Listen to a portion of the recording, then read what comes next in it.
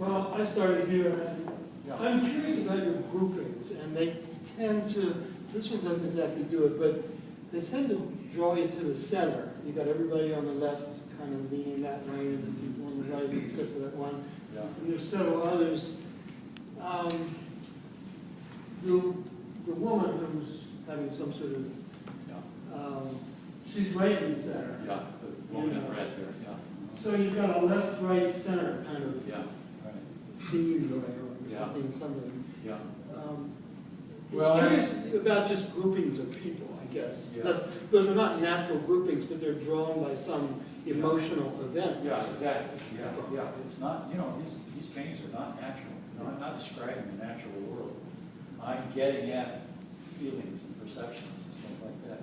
I know, you know, I know that sounds a little hokey and maybe even a little bit pretentious, but I want to, and I want you folks, when looking at one of my paintings, to feel their pain or what, you know, get a sense of what they're thinking about. These folks are really absorbed. This guy is explaining time and memory. He's saying something about, they're all the same thing. These folks hadn't really thought about that, but he said he was going to explain time, and now they're pretty much tied up in what he's saying, don't you think? The gestures took me, oh my goodness, the time. The hand gestures. Yeah, yeah. And Mike Klein pointed out the other day that these hands of the guy explaining are exaggerated in size. And that caught me a little off guard because I thought, well, I thought they were really pretty naturalistic and they were in scale. But that's exactly what I am as an artist. I exaggerate scale when I want somebody to seem to be important. This guy is explaining time, so I'm exaggerating the sizes of his hands. There's a name for that. It's called haptic. I'm not a realist. I'm haptic. I'm interested in emotion, feelings, stuff like that. So I exaggerate the scale a little bit. There's a painting back here in the corner, the blue one that we can only see partially, where all the hand gestures were all done about, I don't know, 10, 12 different times. When I work large like this in a small space, it's hard to keep the proportions right. Guy pointed this out to me in my studio when he came on a couple of weeks ago. He said, well, these paintings are big. How do you keep figures in relation to each other? And I thought, why is he asking this? It's not a problem. And after he left, I went back and looked at that painting I was working on at the time. And the legs of the figures were tall and skinny. Talk about linearity. There was real linearity back there. And the last couple of weeks, I've been repainting the length of the legs. And painting shoes. I went down to the Salvation Army and bought a pair of $2 shoes.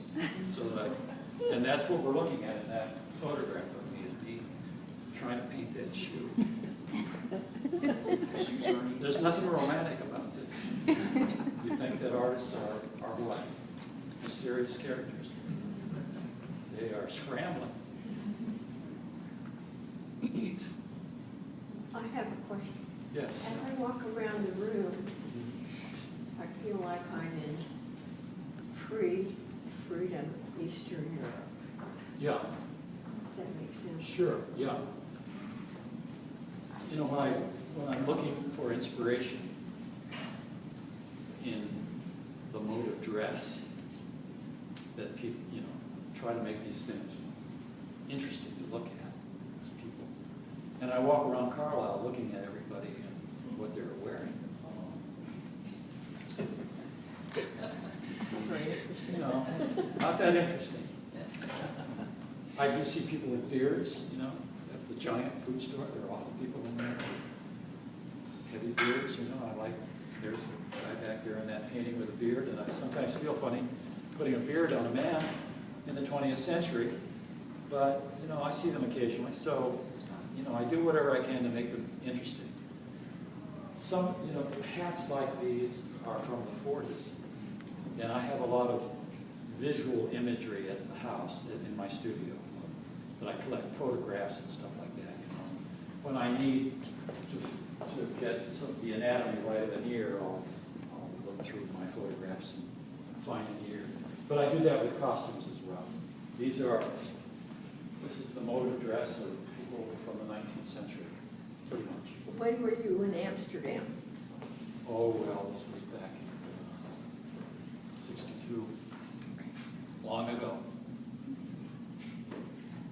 That was a pivotal moment in my development as an artist. I had one of the teachers there, a guy named Sir Schroeder, who was the premier portraitist of the Netherlands at the time. And he was telling me things that none of my professors at the universities that I went to, they thought that we ought to be making paintings to make a living. You know, how much, when you finish a painting, what are you going to ask for it? That sort of thing. And that was just, I wanted to know what it was I was doing this for. I wasn't interested in, you know, the marketplace or anything like that. I wanted to express myself. And this guy said something to the effect that I'm working archetypal, that there are fundamental archetypes of visual expression that we can see in modern world that stretch all the way back into time, into the ancient world. And this, you know, my archetype, an archetype incidentally is defined in the dictionary as ideas and feelings that are inherited through the experience of the human race. You know, that we still have in us experiences that the folks in the caves had. You know, we don't have much of it, but in visual expression you can see that work. My archetype is expressionistic. I'm interested in emotion, feelings, perceptions, stuff like that. Other archetypes are, you know, the realist archetype. You see that all around. That's the most popular one, incidentally, you know, because it confirms, if you see a painting that's really realistic, you're amazed, first of all, because it confirms what you know about the natural world. A pear looks like a pear in a realistic painting. A pear in my paintings will just be thick paint, you know, maybe yellow thick paint. But that's, you know, that's my archetype, my expressionistic archetypal behavior is